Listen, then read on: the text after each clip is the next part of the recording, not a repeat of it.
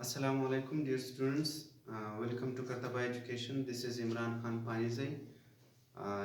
यहाँ से हम लोग जो है ना वो 10th क्लास के लेक्चर स्टार्ट करेंगे.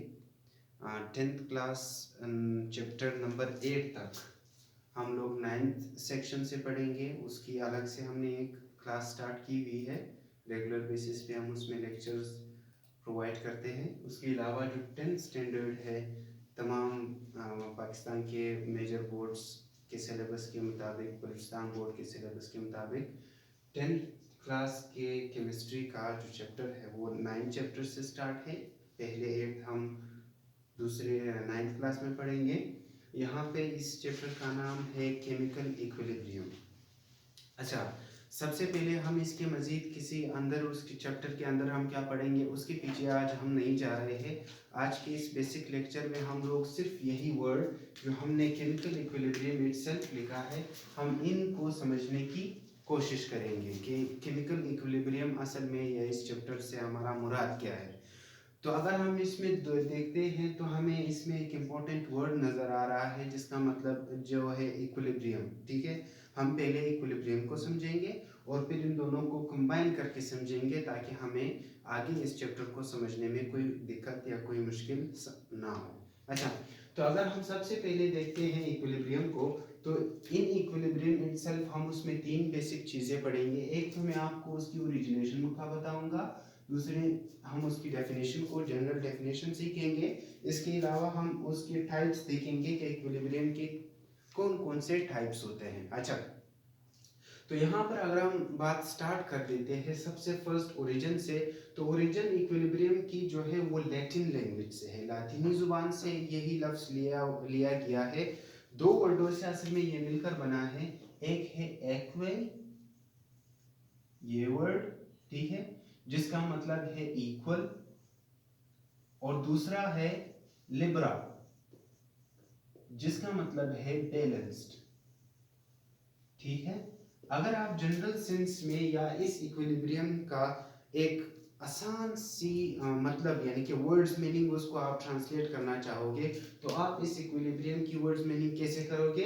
Equal, equally balanced, equally balanced. और भी आसान हम इसे कैसे कर सकते हैं? और आसान हम उसको ऐसे करेंगे कि हम इसके मानी में वर्ड टू वर्ड मानी में कहेंगे कि इक्विलिब्रियम का मतलब ये होता है वेल बैलेंस्ड.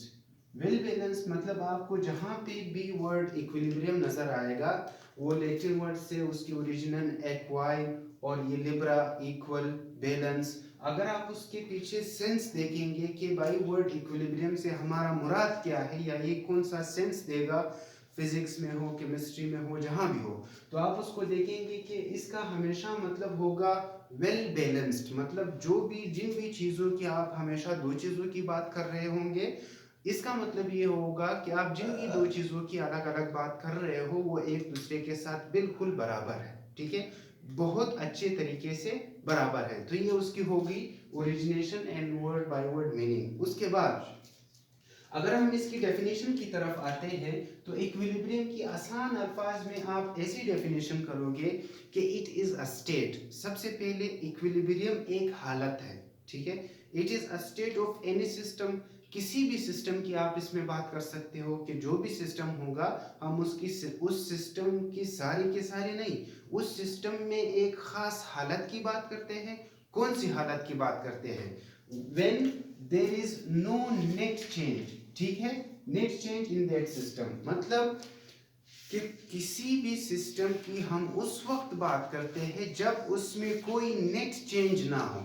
हम सिर्फ नो चेंज भी लिख सकते थे, लेकिन अगर आप नो चेंज लिखोगे तो हमारे पास इक्विलिब्रियम में मैं आगे आपको बताऊंगा ऐसी हालत भी होती है इक्विलिब्रियम में जिसमें चेंज तो होता है लेकिन नेट चेंज नहीं होता है. तो आपने इस बात पर फोकस्ड रहना है कि इक्विलिब्रियम में हम हमेशा इस नेट वर्ड को या किसी भी सिस्टम के ओवरऑल चेंज की बात करते हैं. चेंज तो वो कंटिन्यूअसली हो सकता होगा, होता रहा होगा, ये कम होगा या वो ज़्यादा होगा या दोनों बैलेंस्ड होंगे या ओवरऑल इसके मालिक्यूल उसमें कन्वर्ट हो रहे होंगे या उसके मालिक्यूल इसमें कन्वर्ट हो रहे होंगे. चेंज उसमें आ रहा होगा लेकिन नेट चेंज उसमें 0 के बराबर होगा. या नो से मुराद हमारा जीरो। तो आप ये कहोगे डेफिनेशन में इक्विलिब्रियम का कि किसी भी सिस्टम की वो हालत जिसमें नेट चेंज बिल्कुल जीरो के बराबर होगा, उस सिस्टम को उस हालत में हम लोग इक्विलिब्रियम स्टेट में कहेंगे। क्लियर? तो यहाँ पे इसके अगर हम एग्जांपल लेना चाहे तो मैं आपको आसान एग्जांपल अपने मार्कर का ही दूंगा ताकि आप लोगों को आसानी से समझ आ जाए। अच्छा, दो चेंज की हम बात कर रहे हैं कि चेंज जीरो होना चाहिए, बिल्कुल भी नहीं होना चाहिए। अच्छा, तो इसके लिए ये है कि आपके पास हमेशा टू फेजेस होंगी। कितनी फेजेस होंगी? टू फेजेस होंगी। मतलब जब हम इक्वल नेट चेंज में जीरो की बात करेंगे तो हम मैंने आपको हमेशा कहा कि इक्विलिब्रियम में हमेशा दो चीजें इन्वॉल्व होगी। मतलब दो सिस्टम, दो फेजेस, एक ही सिस्टम के दो फेजेस इन्वॉल्व होंगे। उन दोनों सिस्टम के बीच में जब नेट चेंज जीरो होगा तो उस स्टेट को हम इक्विलिब्रियम कहेंगे। उस इक्विलिब्रियम जिस भी सिस्टम में होगा उसमें दो फेजेस होंगे। यहाँ पर मैंने मार्कर का एग्जांपल लिया है। मार्कर का एग्जांपल हम कैसे समझेंगे? अब अगर मैं इसी मार्कर को अपने हाथ में ऐसे रखता हूँ, ये ठीक है, हम उसकी हालत पे बाद में जाएंगे। पहले मैंने ये मार्कर को अपने हाथ पे ऐसे रखा। अब अगर मैं इसको देखूं तो ये मार्कर एक फिक्स पॉइंट पे इस तरफ भी है और उस तरफ भी है, लेकिन ये गिर नहीं रहा। ये गिर नहीं रहा। अगर मैं इसको थोड़ा सा इस तरफ करूंगा तो ये इस तरफ गिर जाएगा। इसी तरह अगर मैं थोड़ा सा उस तरफ करूंगा तो वो दूसरी तरफ मुझसे गिर जाएगा। अब इस हालत में, जिस हालत में ये मार्कर गिर नहीं रहा, इसका मतलब ये है कि एक ये वाला फेस, मतलब मेरी उंगलियों से जो लेफ्ट वाला फेस है वो फेस, और मेरी उंगलियों से जो राइट वाला फेस है वो फेस, इन दोनों फेजेस के बीच में जो ताल्लुक बना, जो उसमें चेंज बन रहा है, जो इनके बीच में एक ताल्लुक बन रहा है, वो ऐसे बन रहा है कि ना तो इस साइड का वजन ज्यादा हो रहा है, ठीक है, और ना ही दूसरे साइड का वजन ज्यादा हो रहा है, ताकि या तो ये मार्कर इस तरफ गिरे या ये मार्कर इस तरफ गिरे। ठीक है, तो इस तरह की हालत को, इस सिस्टम के, मेरे हाथ, मार्कर, इन्वायरमेंट जो भी है, ये सारा एक सिस्टम बना रहा है और इस सिस्टम में कोई चेंज नहीं आ रहा। मार्कर एक ही हालत में है, इस तरफ भी नहीं गिर रहा, उस तरफ भी नहीं गिर रहा। तो इस मार्कर की इस हालत को हम लोग स्टेट ऑफ इक्विलिब्रियम कहते हैं। I hope it is clear. इसी तरह आप पेंसिल को भी घर में आसान में जाके अपनी उंगलियों पे रख सकते हो। आपको देखेगा अगर आप थोड़ा सा भी एक तरफ कर दोगे तो वो गिर जाएगा, लेकिन अगर आप उसको बीच में रखोगे तो वो नहीं गिरेगा। क्यों? क्योंकि जो दो फेजेस, आप फॉर एग्जांपल यहाँ पे मैं एक छोटी सी एक आपके साथ रफ एक हाथ बनाता हूँ, ठीक है, ये एक रफ हाथ हुआ। यहाँ पे आपने क्या करना है, यहाँ पर आपने पेंसिल रखना है, ठीक है। ये आप लोगों का होमवर्क होगा, आप खुद उसको इक्विलिब्रियम को समझने के लिए देख सकते हो। अगर आप लोग ऐसा इसके ऊपर एक पेंसिल रखेंगे और इसको आपने ऐसे रखना है कि ये जो दो साइड्स है ये एक दूसरे के बराबर हो, यहाँ से यहाँ तक, यहाँ पे अगर आप देखेंगे आपकी उंगली से यहाँ तक, इसको हम लोग वन फेज वन कंसीडर करेंगे, ठीक है, और यहाँ से यहाँ तक हम इसको फेज टू कंसीडर करेंगे, ठीक है। तो आप ये कहोगे कि किसी भी सिस्टम की वो हालत जिसमें फेज वन और फेज टू एक ऐसी हालत में हो जिसमें इंटायर सिस्टम पे कोई असर नहीं पड़ रहा हो, यानी कि उसमें कोई चेंज नहीं आ रहा हो, नेट कोई चेंज नहीं आ रहा हो, उस सिस्टम को हम लोग इक्विलिब्रियम कहेंगे। ये एग्जांपल आप लोग घर में आसानी से देखोगे, आपको इंशाल्लाह ताला समझ आ जाएगा। इसके बाद हमारे पास इसके और भी एग्जांपल्स हैं, यहाँ पे हम और सीखेंगे। दूसरा एक इम्पोर्टेंट एग्जांपल यहाँ पे मैं दूंगा। अब अगर हम इसकी तीसरी जो इम्पोर्टेंट चीज है उसकी बात करेंगे इक्विलिब्रियम की, वो है इसकी टाइप्स, कि इक्विलिब्रियम की कितनी टाइप्स होती है। इक्विलिब्रियम की असल में दो टाइप्स हमारे पास होती है। एक को हम लोग कहते हैं स्टैटिक इक्विलिब्रियम और एक को हम लोग कहते हैं डायनेमिक इक्विलिब्रियम, ठीक है। सब हम कंपैरेटिवली इसको स्टडी करेंगे। सबसे पहला है स्टैटिक स्टेशनरी को कहते हैं, स्टैटिक स्टेशनरी को कहते हैं। अच्छा, स्टेशनरी से हमारा मुराद होता है नॉट मूविंग, ठीक है, मतलब बिल्कुल साकिन। स्टेशनरी से हमारा मतलब क्या होता है? साकिन। साकिन से मतलब हर वो चीज जो हरकत नहीं करेगा, ठीक है। तो स्टैटिक इक्विलिब्रियम, इक्विलिब्रियम का मतलब क्या है? Well balanced. स्टैटिक इक्विलिब्रियम को अगर आप समझना चाहोगे तो आप कहोगे किसी भी सिस्टम का की वो हालत, किसी भी सिस्टम की वो हालत जिसमें उनके फेजेस जो है वो रेस्ट की हालत में हो। वो कौन सी हालत में हो? ओवरऑल यहाँ पे हम रेस्ट की बात करते हैं, ठीक है। Any system in which either of the phases of that system is in a state of rest, जब उनके दोनों फेजेस रेस्ट की हालत में होंगे तो उस किस्म, उसके बीच में एक इक्विलिब्रियम बनेगा, जाहिर सी बात है। उस इक्विलिब्रियम को हम लोग स्टैटिक इक्विलिब्रियम कहेंगे। इसकी एग्जांपल क्या है? ये जो हमने अभी सीखी है यही इसकी एग्जांपल है। अगर आप दोनों फेजेस को देखेंगे ना, तो ये फेज मूव कर रहा है, मूवमेंट से मेरा मुराद ये तो आपके, जब आप उंगली पर एक पेंसिल रखोगे तो आप ये ऑब्जर्व करोगे ना, तो ये साइड जो है पेंसिल का इस साइड की तरफ आ रहा है, ना ही ये साइड इसकी तरफ आ रहा है। जो साइड जिस जगह पे था वो साइड उसी जगह पे ही रहेगा, कोई मूवमेंट नहीं करेगा। दोबारा से यहाँ पे देखो, अगर मैं मार्कर को ऐसे रख रहा हूं तो ये जो साइड है फेज 1 फेज 2, ठीक है, ये भी मूव नहीं कर रहा, रेस्ट की हालत में है, ठीक है, और ये भी मूव नहीं कर रहा, रेस्ट की हालत में है। तो वो इक्विलिब्रियम जिसमें दोनों फेजेस रेस्ट की हालत में होंगे और एक बैलेंस्ड माहौल बना हुआ होगा, उस फेज को, उस इक्विलिब्रियम, वो जो इक्विलिब्रियम उन दोनों फेजेस में बनेगा उसको हम लोग कहते हैं स्टैटिक इक्विलिब्रियम।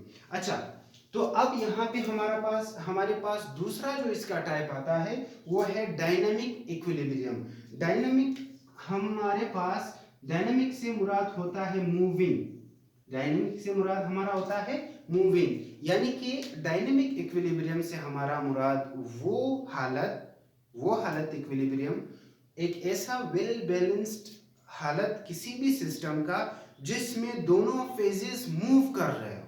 अच्छा, मूवमेंट से हमारी क्या मुराद है? अगर हम इसकी एग्जांपल ले तो आपको ये समझ आएगा। हमने एक कुकर लिया फॉर एग्जांपल, या कोई भी चीज लिया, कोई ग्लास लिया, बीकर लिया, जो भी चीज लिया, ठीक है, हमने इसके ऊपर पानी डाला। सबसे आसान एग्जांपल, हमने इसके ऊपर क्या डाला? हमने इसके अंदर पानी डाला। पानी डालने के बाद हमने इसका ढक्कन बंद कर दिया, ठीक है। जब हमने इसका ढक्कन बंद किया, इसके बाद हमने क्या किया? हमने यहाँ पे फायर, इसके नीचे हमने क्या कर दिया? फायर लगा लिया, ठीक है। जब हमने यहाँ पे फायर लगा लिया इसके नीचे, तो यहाँ पे जो पानी था, यहाँ पे जो पानी था, ये फॉर एग्जांपल यहाँ पे पानी है, यहाँ पे जो पानी था वो आहिस्ता आहिस्ता से गर्म होना स्टार्ट हो जाएगा। जब वो गर्म होगा तो एक स्टेज आएगा कि पानी बॉयल हो जाएगा। बॉयल का मतलब कि पानी वेपर्स में कन्वर्ट होना स्टार्ट हो जाएगा, ठीक है। जब पानी वेपर में कन्वर्ट होना स्टार्ट हो जाएगा तो पानी के वेपर्स असल में पानी के छोटे छोटे मॉलिक्यूल्स ही होते हैं, ठीक है। अच्छा, तो जब ये वेपर्स स्टार्ट हो जाएंगे तो ये वेपर्स यहाँ सरफेस से, वाटर की सरफेस से उड़ना स्टार्ट करेंगे। क्या स्टार्ट करेंगे? ये वाटर की सरफेस से उड़ना स्टार्ट करेंगे। अब ये ज्यादा ऊपर तक नहीं उड़ सकते क्योंकि हमने इस बीकर या इस जो भी हमने एक इंस्ट्रूमेंट उठाया है उसके ऊपर हमने ढक्कन डाला हुआ है। तो ये ढक्कन उन वेपर्स के मालिक्यूल, उन वेपर्स को बाहर जाने नहीं देगा, बल्कि यही वेपर्स आएंगे और इस ढक्कन के ऊपर कलेक्ट होना स्टार्ट हो जाएंगे। यहाँ पे आई होप आप लोगों को नजर आ रहा होगा, ये वेपर्स क्या करेंगे? यहाँ पे आके जमा होना स्टार्ट हो जाएंगे। अब यहाँ से हीट आ रहा है, ये वेपर्स बन रहे हैं, ऊपर जाके जमा हो रहे हैं। अब एक ऐसा स्टेज आएगा कि यहाँ पर ऊपर वेपर्स इतने ज्यादा हो जाएंगे कि ये वापस नीचे गिरना स्टार्ट करेंगे, ठीक है। ये वापस क्या करेंगे? नीचे गिरना स्टार्ट करेंगे। अब ये भी हालत उसकी इक्विलिब्रियम नहीं होगी। अब मजीद आपने हीट दिया, मजीद वेपर बनेंगे और ये पहले तो कुछ कुछ ड्रॉप्स उसके गिरेंगे वापस इस पानी में, लेकिन जब आप मजीद इसको हीट करोगे तो ये जो वाटर के मॉलिक्यूल है ये मजीद जाके वहां पे जमा होंगे।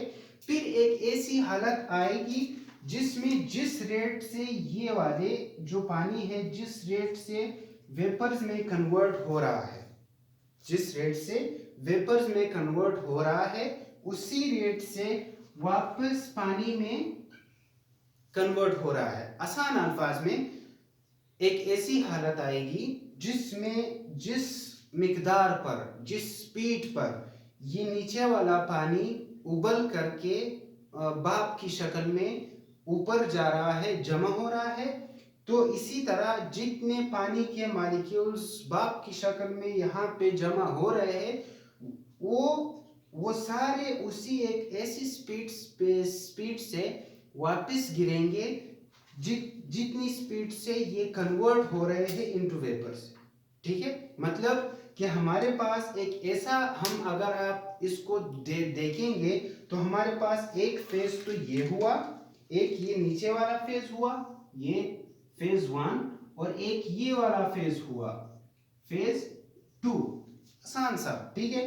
तो ये फेज 1 जिस स्पीड से फेज 2 में कन्वर्ट हो रहा है उसी स्पीड से फेज 2 फेज 1 में कन्वर्ट हो रहा है। मतलब इसके मॉलिक्यूल्स भी मुसलसल मूव कर रहे हैं, यहाँ पे जो मौजूद थे वो नीचे आ रहे हैं और ये नीचे वाले जो यहाँ थे वो ऊपर जा रहे हैं। तो इस तरह की एक वेल बैलेंस्ड हालत जिसमें दोनों फेजेस मुसलसल मूव कर रहे हो, उस हालत को हम लोग डायनेमिक इक्विलिब्रियम, या उस सिस्टम के ऐसी खास हालत को हम लोग डायनेमिक इक्विलिब्रियम कहते हैं। ये हुआ हमारे पास इक्विलिब्रियम का। अच्छा, दूसरा पार्ट ओवरऑल इसको समझने के लिए, केमिकल इक्विलिब्रियम को कंप्लीटली समझने के लिए आपको एक केमिकल रिएक्शन का पता होना चाहिए। केमिकल रिएक्शन बहुत ही आसान अल्फाज में मैं स्टूडेंट्स को कहता हूँ कि आप केमिकल रिएक्शन को ऐसे आसान अल्फाज में समझ सकते हो कि जब आप किसी भी दो छोटी चीज़ों को उठाओ, ठीक है, दो चीज़ों को उठाओ और उससे एक ऐसी तीसरी चीज़ बनाओ जिसकी खासियतें ना तो उन दोनों में से पहले के साथ मिलती हो ना दूसरे के साथ मिलती हो, तो उस प्रोसेस को हम लोग केमिकल रिएक्शन कहते हैं। एक बात यहाँ पे हमारे लेक्चर के साथ जो रिलेट कर रही है वो आपने ये चीज़ याद रखनी है कि तकरीबन मोस्टली जितनी भी केमिकल रिएक्शंस होते हैं वो रिवर्सिबल होते हैं। क्या होते हैं? रिवर्सिबल होते हैं। अच्छा, रिवर्सिबल से हमारा क्या मुराद है? रिवर्स, पीछे आना, ठीक है। पीछे आने का मतलब कि जितनी भी चीज़ें हम बना रहे हैं, जितनी भी चीज़ें हम बना रहे हैं, मतलब अगर हम इस एग्जांपल की बात कर रहे हैं, फॉर एग्जांपल मैंने एक दो रिएक्टेंट्स लिए, मैंने आपको कहा है जो तीर के पहले वाले होंगे, जब भी आप कोई केमिकल रिएक्शंस लिखोगे जो तीर के लेफ्ट साइड पे होगा वो हमेशा रिएक्टेंट कहलाएगा। रिएक्टेंट का मतलब होता है इंग्रेडिएंट। इंग्रेडिएंट से हमारा मुराद यहाँ पे ये है कि ये दोनों चीज़ें मिलकर के वो तीसरी चीज़ बना रही है, तो उसके जो जुज है, जैसे आप आसान अल्फाज में, ठीक है, तो उसको हम लोग रिएक्टेंट्स कहते हैं, और इसका जो रिजल्ट बनेगा उसको हम लोग प्रोडक्ट कहते हैं, ठीक है। अब यहाँ पे ये है रिवर्सिबल को समझने के लिए कि मतलब जब हमने ए और बी को उठाया और उस ए और बी के उठाने से हमने सी और डी बना लिए, ठीक है, ए और बी से हमने सी और डी बना लिए। रिवर्सिबल का मतलब ये होता है कि जब हमने ए और बी को उठाया उससे सी और डी बना लिया। इसी तरह अगर हम सी और डी को उठाएंगे तो हम सी और डी के उठाने से उसको वापस तोड़ करके वापस उससे ए और बी भी बना सकते हैं। इसको कहते हैं रिवर्सिबल। कुछ होते हैं इरिवर्सिबल। इरिवर्सिबल मतलब इसका अपोजिट, उससे हमारा ये मुराद होगा जब आप ए और बी उठाओगे उससे सी और डी बनाओगे, तो जब आप वापस सी और डी को उठाओगे उससे आप ए और बी नहीं बना पाओगे। इस तरीके के केमिकल रिएक्शंस को हम लोग कहेंगे इरिवर्सिबल केमिकल रिएक्शन। तो यहाँ पे जो हमारा पॉइंट है, जितनी भी केमिकल रिएक्शंस जनरली हमारे पास पाए जाते हैं मोस्टली वो क्या होते हैं? रिवर्सिबल होते हैं। मतलब वो जिस चीज़ से कोई तीसरा कंपाउंड बना रहा होगा, उसी कंपाउंड से उसी कंपाउंड को वापस तोड़ करके हम उससे वही चीज बना सकते हैं, ठीक है। तो इसको कहते हैं रिवर्सिबल। अब अगर हम इन दोनों को कंबाइन इनकी डेफिनेशन करेंगे तो हम कैसे करेंगे, केमिकल इक्विलिब्रियम की हम आसान अल्फाज में ये कहेंगे कि जो इक्विलिब्रियम स्टेट किसी केमिकल प्रोसेस में बन जाए, जब भी आप कोई केमिकल प्रोसेस से इन अदर वर्ड्स हमारा मुराद होता है केमिकल रिएक्शन, ठीक है।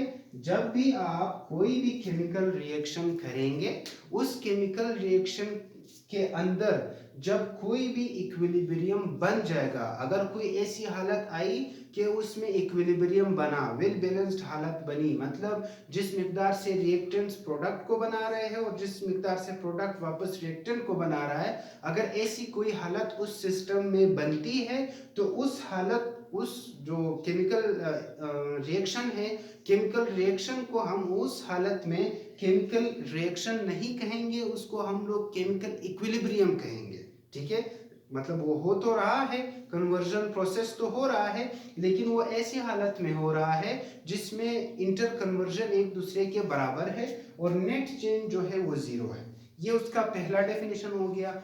दूसरा डेफिनेशन आप उसका आसान अल्फाज में कैसे कर सकते हो, दूसरी डेफिनेशन जिसमें मैंने कहा है कि रेट ऑफ प्रोडक्ट्स प्रोडक्शन, मतलब वो स्पीड या वो मिकदार जिससे प्रोडक्ट बन रहा हो, प्रोडक्ट हमें जो ये इस तरीके के एंड रिजल्ट को हम लोग प्रोडक्ट कहते हैं, तो वो स्पीड जिससे किसी भी केमिकल रिएक्शन का प्रोडक्ट बन रहा हो वो बराबर आ जाए rate of production of the reactants. इसको समझने के लिए एक एग्जांपल लेते हैं हम लोग अमोनिया की एग्जांपल लेते हैं। अगर हम अमोनिया की बात करेंगे तो हम अमोनिया जो है वो हाइड्रोजन और नाइट्रोजन से मिलकर बना है, ठीक है। अच्छा, ये है अमोनिया का रिएक्शन, ठीक है। अच्छा, ये है अमोनिया। अब यहाँ पे क्या है, यहाँ पे इस पॉइंट को समझने के लिए ये रिएक्शन मैंने लिखा है। अच्छा, रेट ऑफ प्रोडक्ट्स प्रोडक्शन, ठीक है। ये हमारे पास प्रोडक्ट है, ये जो है हमारे पास प्रोडक्ट है, ठीक है। ये प्रोडक्ट हुआ और ये हमारे पास रिएक्टेंट्स हुआ, रिएक्टेंट्स, ठीक है। अब यहाँ पे मैंने ये कहा है, दूसरा केमिकल इक्विलिब्रियम का आसान डेफिनेशन मैंने ये कहा है, जिस स्पीड